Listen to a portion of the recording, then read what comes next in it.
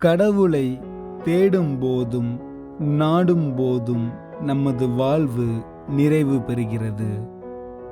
பிப்ரவரி 20 2024 செவ்வாய்க்கிழமை. மறையுரை சிந்தனை.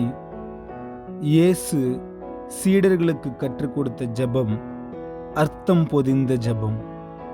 இந்த ஜெபம் சீடர்களை முழுமையாக இயேசுவின் சீடர்களாக மாற்றிய ஜெபம். இயேசுவின் விருப்பத்திற்கு ஏற்றவாறு நம்மை மாற்றுகின்ற இயேசு கற்றுக் கொடுத்த ஜெபம் 2 பகுதிகளை உள்ளடக்கியது. முதலாவது, கடவுளுக்கு முதலிடம் கொடுப்பது.